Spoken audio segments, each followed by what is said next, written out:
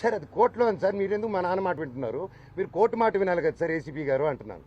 లేదు సీఏ గారు ఏసీపీ గారు లేరు, మోహన్ బాబు గారు చెప్పాలి అంటున్నారు.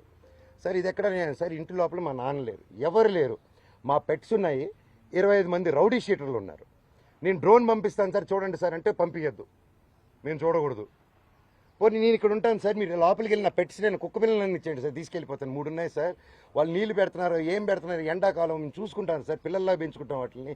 మేము నా కారు మీరు వెళ్ళి తండ్రి సరే దండం పెట్టుకున్నాను, కాలు పట్టుకుంటాను సార్ అన్నాను. నేను కళ్ళల్లో నీళ్ళు వచ్చేసింది, ఆ పెట్స్ వచ్చేసి గేటు సందుల్లో. మీకు సార్ సింపుల్ అడుగుతున్నాను సార్, సీఎం రేవంత్ రెడ్డి గారిని, బట్టి విక్రమార్క గారిని, ప్రతి ఒక్కరిని, లీడర్స్ని, పోలీస్ డిపార్ట్మెంట్ని, కోర్టుల్ని, కలెక్టరేట్ని, హ్యూమన్ రైట్స్ని, ఇది అన్యాయం అండి.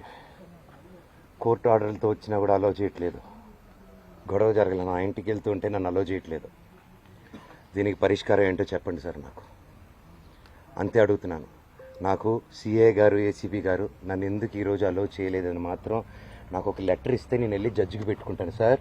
హైకోర్టులో మీరు ఇచ్చింది నన్ను పంపిరంట, లోవర్ కోర్టులో ఇచ్చింది పంపిరంట, మీరు బైండ్ ఓవర్ ఇచ్చింది నాకు వర్తిస్తుంది, విష్ణుకి వర్తించిందంట.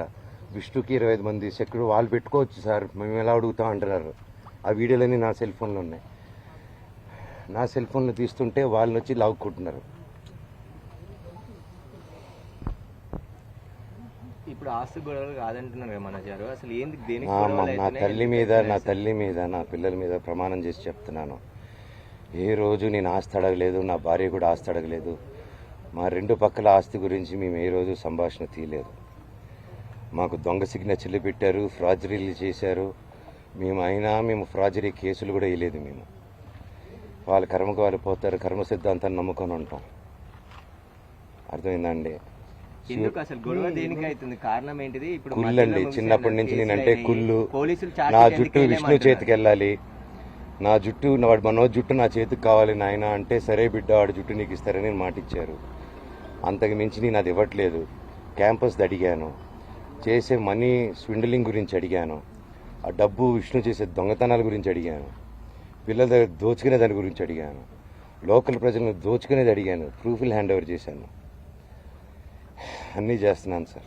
దయచేసి నన్ను ఎందుకు మాట్లాడే స్కోప్ ఇవ్వట్లేదు, కోర్టు ఆర్డర్ నన్ను ఎందుకు అలో చేయట్లేదు అడగండి. సారీ, మళ్ళీ ప్రశ్న అంటున్నారు, ఎందుకే లేదంటారు, 2 రోజులు అయిపోయింది కదా.